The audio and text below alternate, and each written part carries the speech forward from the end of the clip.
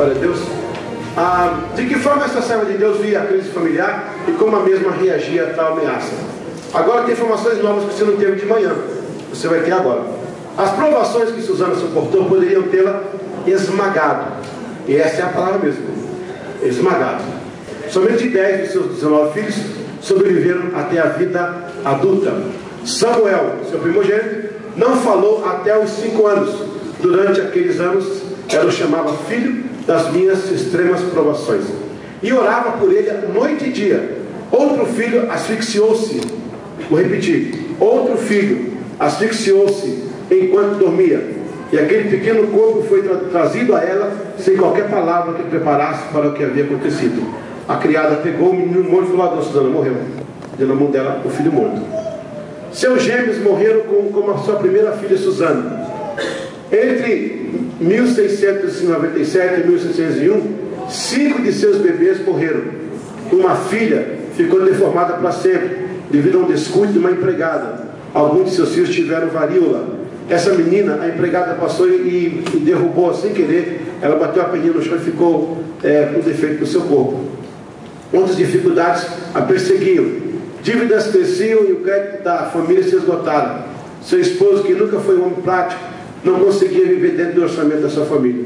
E se não tivesse sido pela gerência de sua mulher, com frequência não teriam tido alimento.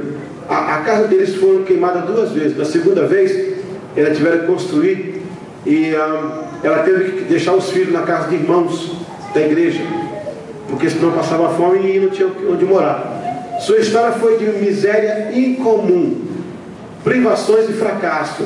Espiritualmente, no entanto, foi uma vida de riquezas verdadeiras, glória e vitória, pois ela nunca perdeu seus altos ideais, nem a sublime fé. Durante uma dura provação, ela escreveu: "Ainda que o homem nasça para o infortúnio, eu creio, todavia, que sejam raros os homens sobre a terra, considerado todo o custo da sua vida, que não tenham recebido mais misericórdia do que aflições, e muito mais prazeres do que dor. Todos os meus sofrimentos, pelo cuidado admirável do Deus Onipotente, cooperam para promover meu bem espiritual e eterno. Glória seja a Ti, Senhor." Porque se fosse uma mulher de sucesso, uma mulher que tivesse muito sucesso, a gente podia falar: mas ela foi muito bem na vida. Mas olha, a história dessa mulher que eu resumi aqui, né? Para você entender onde ela ia chegar. A causa e efeito, a perspectiva de Susana Wesley na criação dos filhos ministeriais. As atitudes que cunharam nos Wesley e a sua geração, o fervor pela família missionária e pastoral. Situação número 1. Ela entendia o compromisso da maternidade como a responsabilidade de educar e formar homens e mulheres de Deus. Era responsável pela alfabetização e evangelização dos próprios filhos. Qual que era a resposta dela para isso? Crianças menores de 5 anos eram proibidas de aprender a ler e escrever, evitando assim a canseira de uma mente em desenvolvimento. Só no dia seguinte ao 5º aniversário, a criança tinha aula inaugural. Então ela preservava a criança até os 5 anos para ler, mas quando começava a ler, ela usava a Bíblia como o livro de alfabetização. Nada contra o Pequeno Príncipe, mas ela usava a Bíblia, né? Durante 6 horas recebia ensinamentos suficientes para aprender todo o alfabeto. Já pensou nisso, gente? Durante 6 horas a criança recebia tudo isso. Na segunda aula já começava a aprender a decifrar as palavras, utilizando como base o primeiro livro da Bíblia. Qual? Gênesis. Aí vem a resposta. Seu método era a garantia. Levava seus filhos a aprender a ler e escrever em 3 meses. Irmãos, eu estive na cozinha dela. Foi ela que inventou o tablet. Sabe por quê? Eu não tenho a foto aqui. Alguém tem um tablet? Peça aqui para mim, mano. Ó, é desse tamanho aqui, ó. Ela pegou a lousa, cortou em 10 pedacinhos verdinhos, que é a lousa, colocou uma tábua e, gente, é demais aquilo. Quando eu vi aquilo, olhei para a guia, ela começou a rir, eu falei, yes, sure. Porque ela, antes de eu falar, ela sabia o que ia falar. Todo mundo vê isso quando vai lá. assim, desse tamanho aqui, desse tamanho mesmo. E aqui dentro no visor é a lousa pequenininha, porque ela achava que as crianças ficavam muito longe para ler. Então colocava ali para escrever. E aqui, essa parte aqui do tablet, era uma tabuinha de madeira que ela colocava. E as crianças escreviam com giz dentro de uma caneta de pau. É interessante isso? Então ele inventou o tablet. A Suzana é. Assim como o Wesley inventou o notebook. Sabe por quê? Lá em Londres, na parte de baixo da casa, tem algumas coisas pessoais dele. E ele caminhava para as suas jornadas levando a maleta. Vou pegar essa aqui de exemplo. Uma maleta que ele usava. Essa maleta, ela era de madeira, mais ou menos, um pouquinho mais fina que isso aqui, mas desse tamanho aqui. Aqui tinha uma gaveta que ele puxava, dentro tinha tinta, a caneta de pena e os papiros, e uma bíblia fina, um dicionário. Ele, quando parava para comer na estalagem, ele puxava aqui, tirava o papiro, colocava aqui em cima e escrevia enquanto comia. Depois ele guardava de novo, colocava na tirapola e ia para o cavalo. É ou não é notebook? Não é interessante isso? São casos interessantes que você vê. Aleluia. Certa vez Samuel disse, o Samuel o pai, né? O pai disse para ela assim, ó, o pai dos meninos disse para a mãe, que é Suzana. Então Samuel falou com Suzana: acho admirável sua paciência, porque você repetiu a mesma coisa nos ouvidos dessa criança nada menos que 20 vezes. Aí vem a resposta. Ela respondeu: teria perdido o meu tempo se não tivesse repetido somente, se tivesse repetido somente 19, pois foi na 20ª vez que cumpri o meu objetivo. Ou seja, quando foi na 20ª vez, a criança conseguiu ler. Se ela tivesse parado, eu não teria conseguido ler. Disciplina. É interessante isso? Disciplina. Para Suzana, o atraso era uma escolha. Aleluia. Vou repetir. Já entendi. Isso é um nível de QI bem alto para pegar a primeira. Para Suzana, o atraso, toda vez que havia um atraso, ela dizia: foi uma escolha. Aleluia. Bom, juro como você quiser. Vamos lá? Aqui o nível é alto, tá, gente? Não vou baixar não. Vamos lá. Cada um deles tinha uma hora marcada para uma conversa em particular. Olha a mentoriação. Gente, presta atenção agora.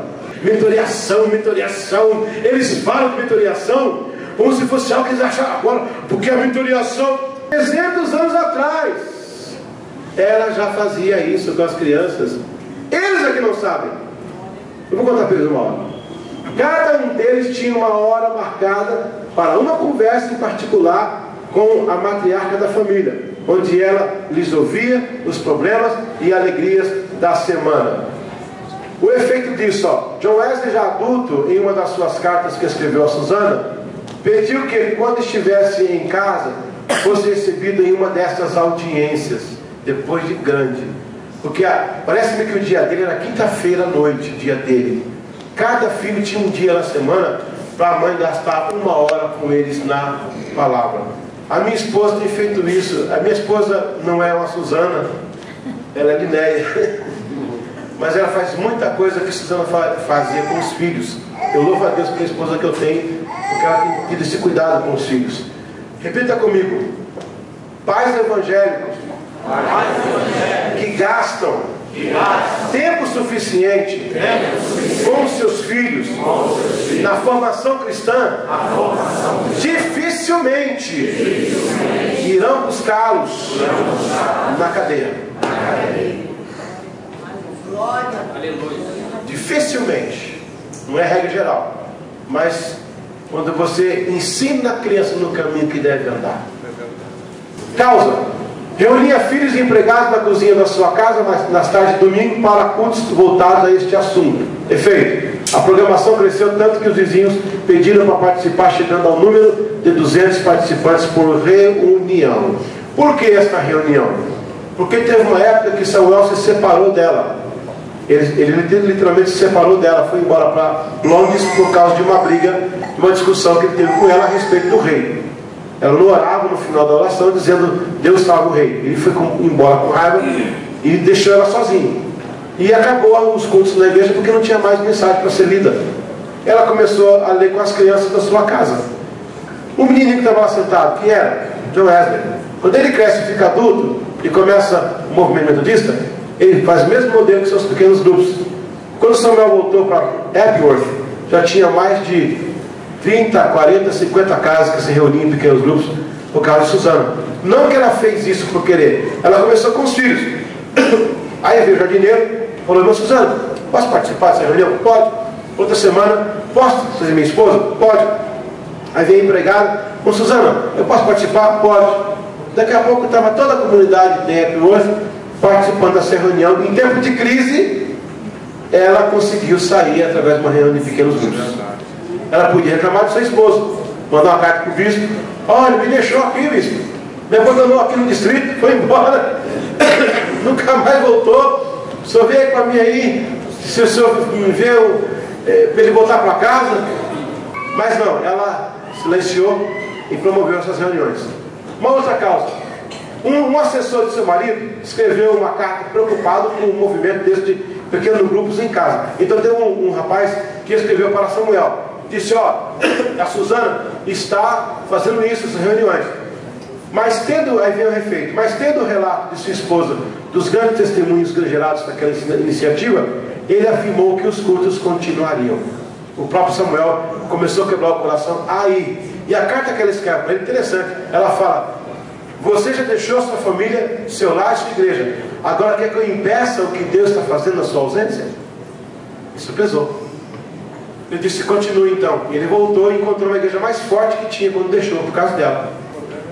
Causas: a minha esposa também, outro dia, eu não consegui chegar para pregar a tempo, perdi o avião, e ela pregou no meu lugar na igreja. Quando eu cheguei de viagem, ninguém comentou nada, tipo assim: você não estava aqui, pastor, não foi legal, seu senhor não mesmo, essas coisas assim, né? Eu não ouvi nada, eu fui perguntar: gente, aí, como é que foi? Pastor, foi bênção. Próxima vez não precisa preocupar não, diz que ela prega. Prega muito. Cheguei em casa e falei: você não prega mais não, hein? Depois um dia eu já tinha escrito 50 cartas pastorais. Eu estava com a pressa, ela conhecia as cartas, porque ela me ajudou com pequenos grupos. Ela que é a pessoa que mentora na igreja. Eu falei: né, escreve uma carta rapidinho para mim, você sabe como é que é a carta? Escreve aí, só para me chegar a tempo e não dá. Escreve aí. Ela escreveu a carta sobre perseverança. Quando os grupos receberam, o comentário geral: pastor, que carta! Das cartas que você escreveu, foi a mais inspirada. Eu falei para ela: não escreve mais também. Eu tenho que ter cuidado, não é um banho mistério. O cara Samuel voltou, estava melhor a igreja. Os cultos em sua cozinha influenciou seus pequenos filhos. Ela podia reclamar, mas decidiu adorar. Efeito: o que viu neles ajudou John Wesley quando, impedido de pregar nas igrejas, se viu obrigado a transformar muitas casas em locais de adoração. O que foi que Wesley aprendeu? Porque mamãe está impedida de realizar na igreja, ela faz em casa. Quando ele cresce e é anglicana, a igreja mãe, e impede de realizar no templo, ele faz na casa porque sabia que já tinha dado certo. Parte da carta que incendiou o coração abrasado de... Gente, presta atenção agora. Você vai conhecer o nano, a menor partícula do coração abrasado. Depois vem a célula, aí vem todo o desenvolvimento do DNA, do metodismo. Mas aqui está a faca. Quando Wesley lê essa carta, ele está onde? Ele está em Oxford. Que local? No Christ Church, que é um colégio. Aonde? Na segunda cadeira, atrás de um armário marrom. Quer saber mais? Essa carta ele não conseguiu levantar. Ele saiu, foi para Epworth e deixou essa carta no papel amarelo na cama do irmão.